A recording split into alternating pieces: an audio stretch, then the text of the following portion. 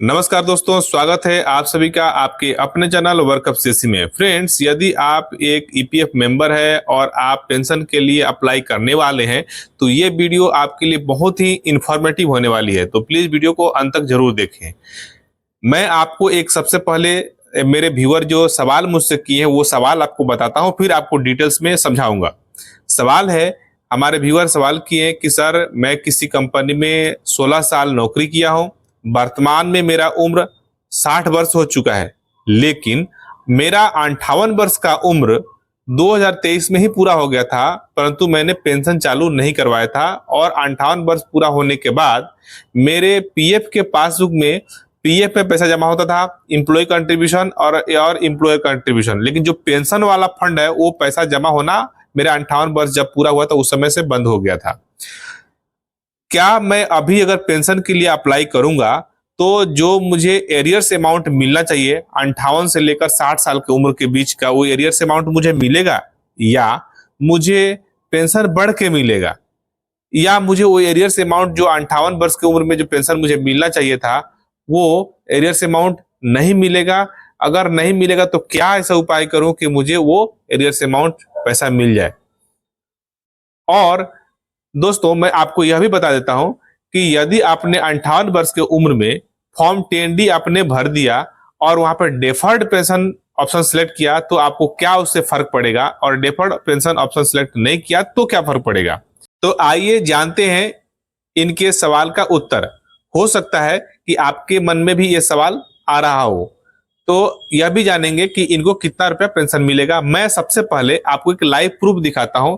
हाल ही में मैंने एक हमारे व्यूअर का जो है फॉर्म 10D अप्लाई किया था पेंशन के लिए। उन्होंने काफी दिनों से फॉर्म 10D अप्लाई कर रहे थे और उनका बार बार फॉर्म 10D रिजेक्ट हो जाता था, क्लेम फॉर्म रिजेक्ट हो जाता था। तो उन्होंने किसी माध्यम से मुझे संपर्क किया और मैंने उनका 26 जून को अप्लाई किया था और 28 तारीख को उनके खाते में पेंशन का पहला किस्त जमा हो गया है। और जो एरियर्स अमाउंट का क्या हुआ वो एरियर्स अमाउंट भी आपको दिखाता हूं, क्योंकि सेम कंडीशन वो हमारे व्यूअर्स के साथ भी था कि उनका जो है 58 वर्ष पूरा हो गया था 2023 में और अभी उन्होंने 60 साल की उम्र में उनका पेंशन चालू हुआ है। उनको पता ही नहीं था कि 58 वर्ष की उम्र में ही पेंशन चालू हो जाता है। दोस्तों, आपको तो पता ही है कि पेंशन के नियम के हिसाब से, ईपीएस 95 के नियम के हिसाब से, कोई मेंबर अगर 10 साल तक ईपीएस में कंट्रीब्यूशन कर देता है लगातार और उसका उम्र 58 वर्ष हो जाता है तो वो पेंशन के लिए पात्र हो जाता है। फिर यदि कोई मेंबर 58 वर्ष की उम्र में पेंशन के लिए अप्लाई नहीं करता है तो क्या उसको नुकसान है, क्या उसको फायदा है? अगर फायदा है तो कितना फायदा है, नुकसान है तो कितना नुकसान है, चलिए हम इसको डिटेल्स में समझते हैं। आपको डिस्प्ले पे यहाँ पे दिख रहा है कि आपको यहाँ पे डिस्प्ले पे दिखाई दे रहा है कि ईपीएफओ से पेंशन क्रेडिट का एक मैसेज आया हुआ है और यह भी दिखाई दे रहा है कि इनके खाते में 2481 रुपया क्रेडिट हुआ है, अर्थात इनका ये पेंशन का पहला किस्त है। इनका यह पेंशन 2481 रुपया अगर 58 वर्ष की उम्र में चालू करते तो भी इनको 2481 रुपया ही मिलता। क्यों? क्योंकि इन्होंने उस समय फॉर्म 10D भर के डेफर्ड पेंशन ऑप्शन सिलेक्ट नहीं किया था, इन्होंने तुरंत अभी चालू किया है।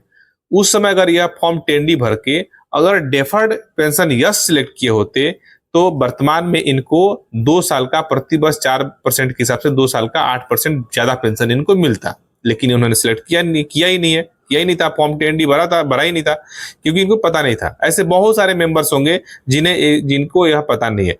तो आपको क्या लगता है इनको कितना नुकसान हुआ? आपके हिसाब से इनको 2481 रुपये प्रति माह मिल रहा है, तो पिछले 24 महीना में अप्रोक्सीमेट 60,000 रुपया इनको मिलना चाहिए था। अप्रोक्सीमेट 60,000 मिलना चाहिए था। तो अगर इन्होंने 60,000 रुपया वह नहीं लिया, अभी से इनका पेंशन चालू हुआ है, तो इनको क्या वह नुकसान हो गया है? तो अभी आपको डिस्प्ले पे एक स्क्रीनशॉट भेजता हूं। देखिए डिस्प्ले पे आपको जो स्क्रीनशॉट दिख रहा है इसमें दिखाई दे रहा है यहाँ पे 65,000 के आसपास इनके खाते में क्रेडिट हुआ है अमाउंट। यह अमाउंट ईपीएफओ द्वारा जमा हुआ है और पेंशन के स्कीम के तहत जमा हुआ है, अर्थात इनका जो एरियर्स अमाउंट था 2 साल का वह भी इनके खाते में क्रेडिट हो गया है। तो ये लाइव प्रूफ है ऐसा नहीं है कि मैं आपको अपने मन से कह रहा हूं, ये लाइव प्रूफ है, आप देख सकते हैं। यदि कोई मेंबर 58 वर्ष का हो जाता है और वह फॉर्म 10D भरने के टाइम में डेफर्ड ऑप्शन सिलेक्ट करता है, तो डेफर्ड ऑप्शन जब सिलेक्ट करता है तो उसके पास दो ऑप्शन मिलते हैं। पहला ऑप्शन मिलता है विथ कंट्रीब्यूशन और दूसरा विदाउट कंट्रीब्यूशन। विथ कंट्रीब्यूशन का मतलब होता है कि 58 वर्ष के उम्र में वह पेंशन स्टार्ट नहीं करना चाहता है और फिर भी उसमें पेंशन का एक अमाउंट जमा करते रहना चाहता है। कब तक? जब तक वो डिफर्ड कर रहा है, 2 साल के लिए, 3 साल के लिए। तो हो गया विथ कंट्रीब्यूशन, मतलब पेंशन नहीं लेगा और 2 साल तक पेंशन में पैसा जमा करता रहेगा। दूसरा कंडीशन होता है कि विदाउट कंट्रीब्यूशन, मतलब 58 वर्ष की उम्र में वह पेंशन नहीं लेगा और उसमें पेंशन फंड में पैसा भी जमा नहीं करेगा। तो अगर कंट्रीब्यूशन जारी रखता है और पेंशन फंड में पेंशन नहीं ले रहा है तो उसको ज्यादा, जब वो 60 साल या 61 साल की उम्र में जब वो पेंशन चालू होगा तो उसको 58 वर्ष में जितना पेंशन मिलना चाहिए उससे ज्यादा पेंशन मिलेगा। बट उसको जो 2 साल का 3 साल के लिए उसने जो डेफर किया ना, उस बीच का एरियर्स अमाउंट उसे नहीं मिलेगा। और यदि आप डेफर्ड ऑप्शन नो सिलेक्ट करते हैं तो आपको उसी वक्त पेंशन चालू हो जाएगा, फिर भी आपको एरियर्स अमाउंट नहीं मिलेगा।